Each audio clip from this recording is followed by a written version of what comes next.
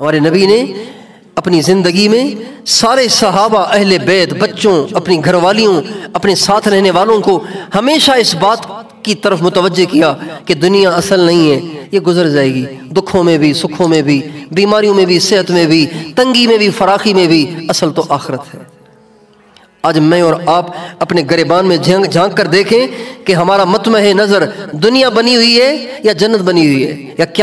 قیامت کی پیشی بنی ہوئی ہے۔ 24 گھنٹے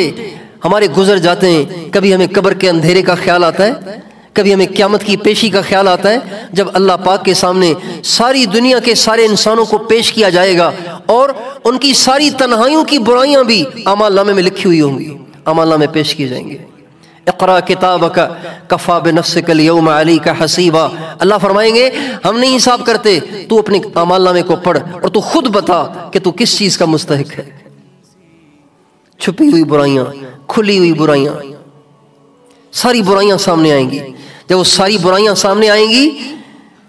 وَتَرَى الْمُجْرِمُونَ مُشْفِقِينَ مِمَّا فِيهِ، جب وہ اعمال نامہ سامنے آئے گا تو ہمارے نبی کو اللہ فرماتے ہیں میرے نبی تو دیکھے گا جنہوں نے زندگی جرائم میں گزاری ہوگی، گناہوں میں گزاری ہوگی، وہ ڈر رہے ہوں گے کہ پتہ نہیں یہ اعمال نامے کھل نہ جائیں، کہیں ہمارے پول کھل نہ جائیں، کہیں ہمارے راز فاش نہ ہو جائیں، اور کہیں گے یا ویلتنا ما لہذا الکتاب لا یغادر صغیرۃ ولا کبیرۃ الا احصاها، ہائے ہماری بربادی، یہ کیسا اعمال نامہ ہے کہ اس میں ہر چھوٹی بڑی برائی ساری لکھی ہوئی ہے۔ کبھی ہمیں اس کا خیال آتا ہے کہ میں نے اللہ کے سامنے پیش ہونا ہے، اللہ کو جواب دینا ہے۔ ایک بزرگ تھے حضرت شیخ الحدیث مولانا محمد زکریا صاحب رحمۃ اللہ علیہ نے ان کا واقعہ لکھا ہے فضائل اعمال میں۔ رات کو سونے کے لیے لیٹتے اور تھوڑی دیر لیٹ کے اٹھ کے بیٹھ جاتے اور کہتے اے اللہ تجھے پتہ ہے تیری جہنم مجھے سونے نہیں دیتی، اور یہ کہہ کے ساری رات عبادت کرتے رہتے، روتے رہتے تھے۔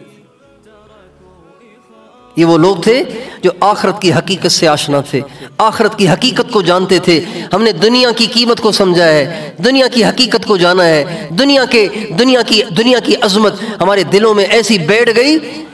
کہ آخرت کی عظمت سے، آخرت کی اہمیت سے، آخرت کی حقیقت سے ہم ناآشنا ہو گئے۔